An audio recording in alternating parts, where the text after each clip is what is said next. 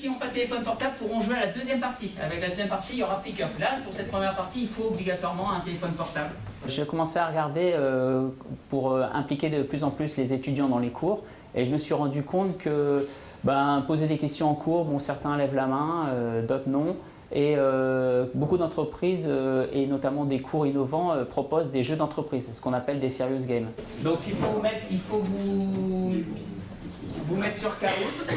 J'ai trouvé l'idée originale de faire voter les étudiants avec leur smartphone.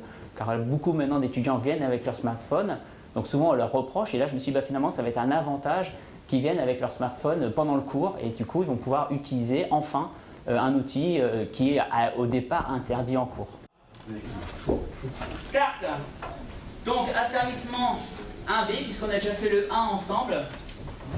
Ce qui est pratique avec cette application que je viens de montrer, c'est que justement ça colle à beaucoup de cours et il n'y a pas besoin de changer son cours pour coller à ce mode de test avec les téléphones ou de vote interactif. Donc du coup il suffit de préparer ces questions la veille du cours en fonction de ce qu'on a dit en cours. Et ça s'applique à n'importe quoi. On peut même poser des questions atypiques pendant le contrôle pour justement que ça reste assez intéressant et que aussi tous les étudiants puissent répondre. Même un étudiant qui est un petit peu en retard sur sa révision puisse quand même accrocher à quelques questions. Donc j'essaie toujours d'avoir des questions faciles au début et des questions un petit peu plus difficiles sur la fin.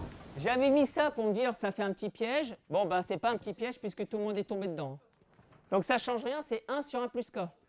Ça nous permet de pouvoir répondre tous aux questions en même temps. Au lieu d'avoir juste quelques personnes qui vont pouvoir donner leur réponse avant d'avoir une correction, tout le monde peut donner leur réponse et obtenir la correction sur leur réponse et voir est-ce que j'ai compris, est-ce que j'ai pas compris, sur quoi je dois encore travailler. Et ça permet donc de pouvoir plus rapidement obtenir des idées sur le niveau et de ce qu'on a compris pour l'instant de toute la situation et de tout le cours. Là, au contraire, tout le monde va répondre et va essayer de gagner son camarade en répondant avant lui, en gagnant des points et du coup il va savoir aussi s'il est bien classé par rapport à l'ensemble de sa promotion, alors qu'une question en cours sans ça, où les gens lèvent la main, ils ne savent pas du tout doser s'ils sont comme tout le monde ou loin de l'amphithéâtre, alors que là tout de suite en live, ils voient tout de suite leur niveau.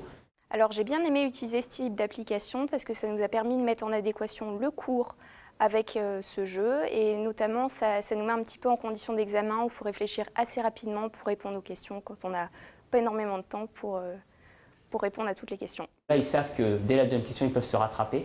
Et comme tout est enregistré, ils ont ce côté un peu comme un jeu télévisé, de vouloir gagner un maximum de points et donc de répondre le plus vite possible à toutes les questions.